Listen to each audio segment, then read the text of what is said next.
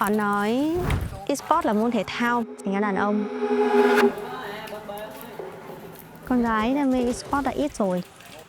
Còn con gái làm trọng tài hay là xử bắt các trận đấu thì càng chẳng có ai. Họ nói mình sẽ không thể thành công. Và giờ đây, khi đứng trước cơ hội lớn nhất trong sự nghiệp của mình không cho phép những gì họ nói trở thành sự thật nữa.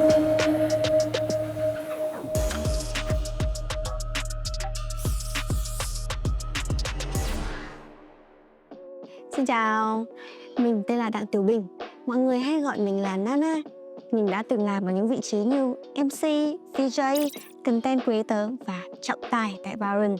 Mình đã từng theo đuổi eSports Valorant trong 4 năm và mình cũng chính là trọng tài nữ duy nhất tại SEA Games 32. Lần đầu tiên mình biết đến Nana đấy là vào năm 2021 tại trong một trận đấu giải thì Nana là trọng tài của trận đấu của mình. Mình có hai đam mê. Bắt đầu từ khi mình còn khá là nhỏ. Bố mình là một người cực kỳ yêu thích chơi game và bố đã dạy cho mình chơi đế chế. Sau đó mình cũng lớn lên, tuy không còn ở với bố nữa nhưng mình vẫn có cái niềm yêu thích game, giống như đó là cái thứ mà bố để lại cho mình. Thì mình đã theo đuổi Wushu từ năm mình 7 tuổi và mình theo đuổi 16 năm. Có rất là nhiều giải đấu đã từng diễn ra trong một đời mình. Nhưng mà để nói những thành tích ấn tượng nhất nha, có lẽ là chiếc huy chương tại SEA Games 31 ở Việt Nam. Và mình đã dành 16 năm cho Wushu, cống hiến cho nước nhà. Có một mối liên kết rất là chặt chẽ giữa Valorant và Wushu. Mỗi lần mà chơi Valorant giống như kiểu đang đứng ở trên sàn đấu vậy ấy. Tới năm 2022 khi cảm thấy là mình đã cống hiến đủ cho võ thuật rồi, mình muốn tiếp tục dành số thời gian còn lại của mình để mình đi cống hiến cho eSports và làm một bước đổi mới cho bản thân cũng như là cho các bạn nữ đam mê eSports giống mình. Cái Wushu ấy nó gần như là cuộc sống của mình. Lúc mà mình quyết định là giải nghệ Wushu, cái phản ứng đầu tiên nó gần như là ngừng tim khoảng 30 giây gì đấy. Đa số là mọi người không ủng hộ mình. Mình biết đam mê này rất là khó để theo đuổi, nhưng mình càng khó thì mình càng muốn thử. Và khi đó Valorant cũng mới về Việt Nam thôi, là một con game rất là mới và không có nhiều bạn nữ chơi. Nên mình cảm giác là có thể mình biết đâu sẽ là tiên phong. Lúc đầu thì mình làm cộng tác viên, mức lương rất là bèo luôn. Nhưng mà mình cảm thấy rất là vui và mình cảm giác như mình đang được cống hiến một cái gì đó cho một cái bộ môn rất là mới. Khi mà vào Sài Gòn thì mình làm admin cộng đồng này. Sau đó mình cũng làm tổ chức giải đấu này. Và trọng tài là công việc mà mình cảm thấy là khi được làm mình tự tin nhất, mình thoải mái nhất.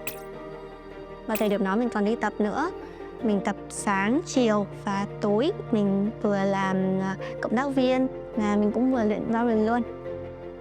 Bộ môn eSports này nó là một bộ môn được thống trị bởi đàn ông, nên là những cái công việc này là những người khác sẽ tin tưởng vào đàn ông hơn ấy.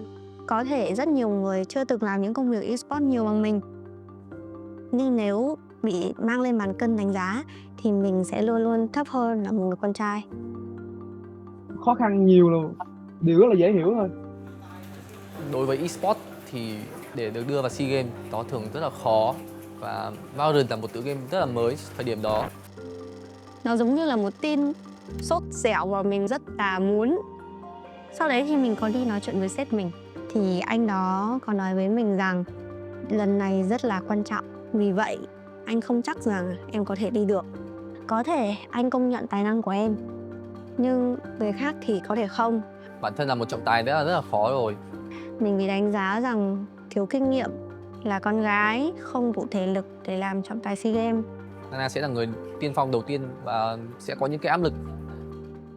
Tại cũng không biết rằng là những kỳ SEA Games sau liệu Valorant có được tham gia hay không.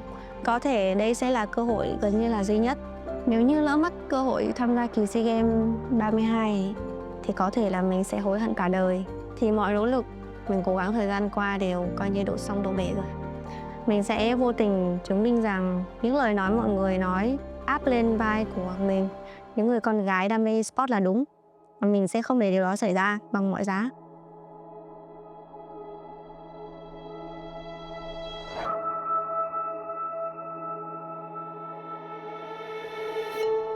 Ngày ngày mình học quy luật, mình đọc đi đọc lại, đọc tới mức mà mình cảm tưởng như là hàng chữ nó chảy trong đầu mình á, mình nằm mơ mình thể thấy được.